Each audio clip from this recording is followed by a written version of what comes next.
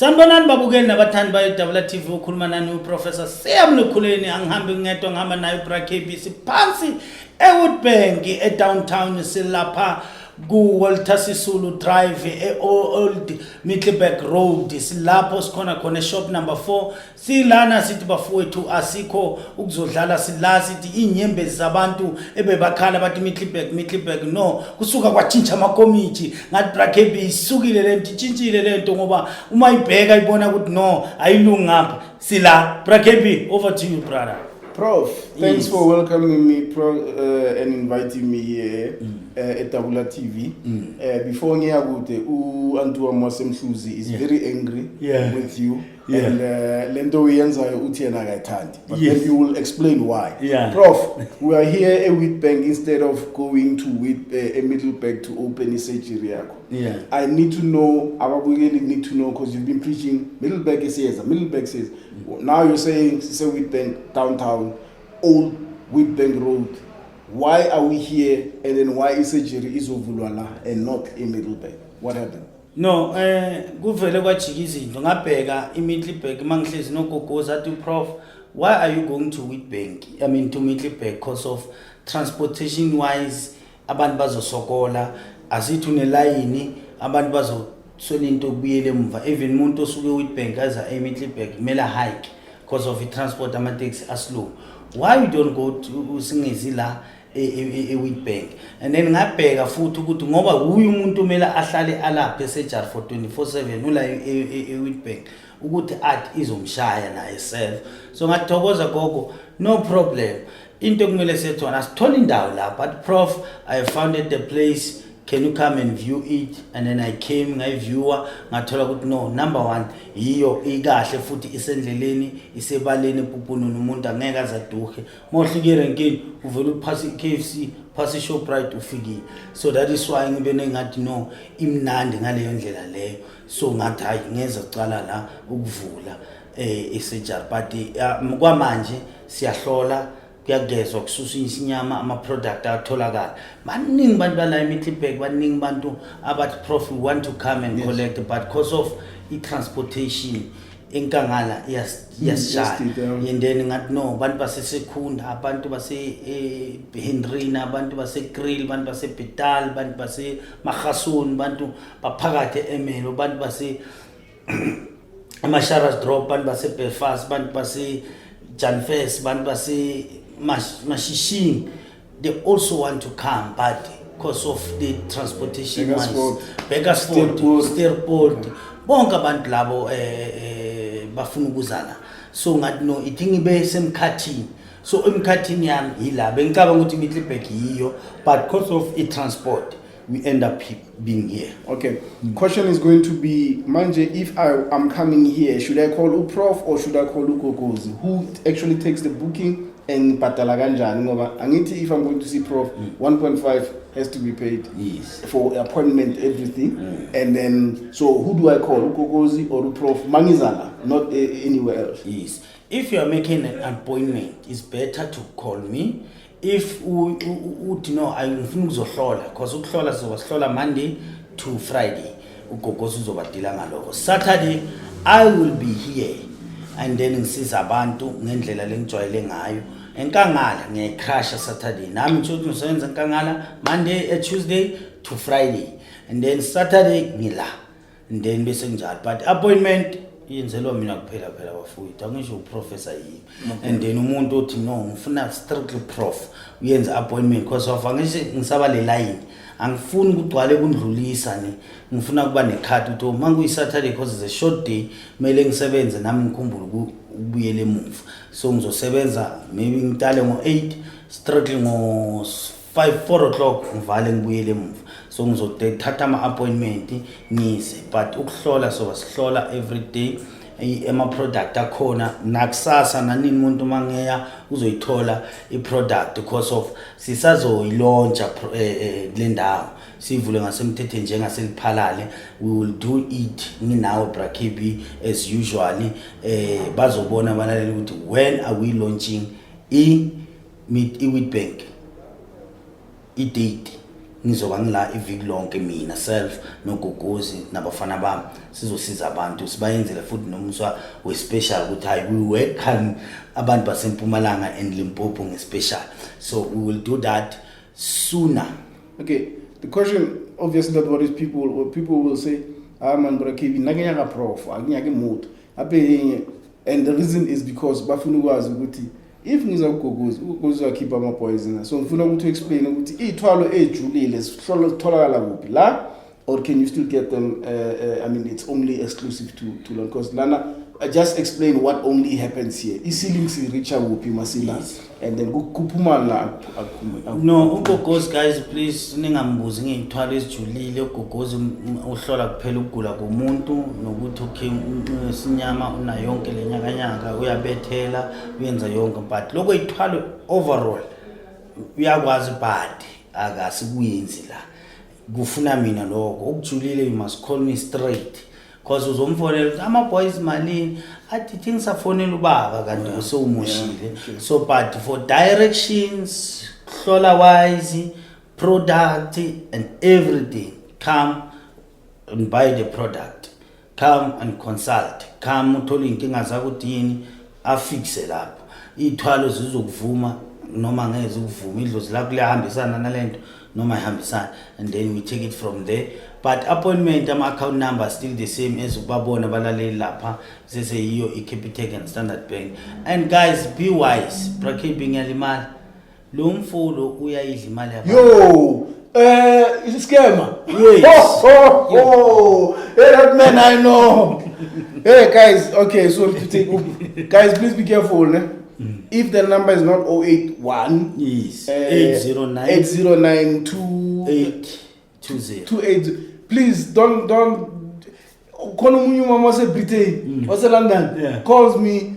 I still have it on my channel phone. These guys are no guys please, if it's not 081 number do not talk to anyone. 99 Bella, she's actually planning to come for the special or something like that. But anyway, calls this guy Utifagima. She was almost ready to deposit pounds into corner. I know, guys. Please, if it's not 081, actual professor, definitely is not a professor. Please be careful. This guy is making so much money, guys. Yo, product every day. Let me tell you guys. Every day I get a call. Or just almost. Okay, just nearly. So please, guys, if it's not 081, it's not professor. And then if it's 081 and then it's a different voice, it's fine. I'm sure Prof busy and then somebody took the phone. But it's very unusual because Prof normally is the one who handles the phone. But avoid 063. 063 is a scammer. Just know that. I say okay, 063. I don't guys, know. I know about him to all calls, complaints. This guy must be. Or maybe sit in Brakebi, or we must do 081 on the screen. No, I've been telling you. It's not one person. 100, plenty of them. There are 100 of them. Okay, sorry, I can't do that because of it's not one person.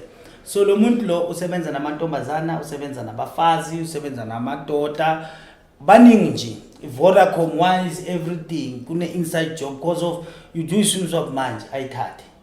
Uthola information, do isimo manje ayithathe. So lo muntu usebenza nabantu wabona ukuthi abantu abayingaki. So to get to him kumele uqale ngapha uye ngapha, but manje into engichaza ngeke ngisho ukuthi bobani. They are busy with him because of udla imali yabantu every day. My product today ngithola call. This guy at Prof, I've deposited 5,600. Ngicela location ayitholakala. Ngithi wena uhlala kuphi umhlaba because ngine Facebook abanye abantu bangibona lapha. I have changed my number on Facebook and hide everything. So umuntu acele my number kimi directly on my messenger. So nga cancel 063 and then bantu bakwenkosi umuntu lo yasolo uyaqhubeka. Brakebi knowing my voice ngiphinde futhi ngayifaka futhi le voice bafo ngayifaka. I don't call person umuntu wonke umuntu yebo mkhulu faka imali, yebo mkhulu faka imali, ya mkhulu ngiyakuzwa uyofaka isikhathi bani ya angilandeleli umuntu mina Brakebi ukuthi uyazawurawuzi no uyazawuzi okwakho mawufuna mina uzongifonela Prof are you coming? Yes ngiyiza but angeke ungithole mina. Prof ngisande location ngizokubhalela location yami ngiyayazi location yaseKhalami and then mangicela ukuyibhala and mina bafowethu ningibheke kahle angihlali ngibeke isithombe maybe sibe sinye yonke into ngiya-update ngibheke ne-status sami noma ngawatshontsha ama-picture yami awasebenzisa 0636425197 is no longer my number 078 4276313 is no longer my number. I'm using 081-809-2820. That's my number. Angeke iphendule usakurinya unless iphendule umngami kusebusuku ngilele athi ubani. Yes, lapho nga-understand ukuthi umngami, but umngami uyokutshela ukuthi ubaba ulele la and then sizobuyela ku. Yabantu benkosi. Okay, Prof, before we leave, when exactly will the Witbank branch be open, be ready for umsebenzi? Yeah, Witbank pra-KB, I will launch it ngiyenze especially on the starting on the 6, 7, 8, 9, 10, 11 of June. Okay. Ngizoba ngine special yasuka le need to say ngiyaxolisa ebantwini to take so long time to come to Mpumalanga kuzofinyelela impilweni zabo so basilapho sine special siyenza yonke into sonke isithwalo pra-KB 50% again. Okay, so it's happening here, you're launching it here with a special? Yes, in June. So this branch will be open in June, but from now they can come and consult, get everything as a normal price. But when I launch it, we'll start operating ngithwalo ngespecial ngizoze ngizenazo la ma boys azobahlila eceleni yonke into yami ihlila eceleni ufunani nguthathe nguningi uregister i-registration fee is just gonna be 1,000 rand also.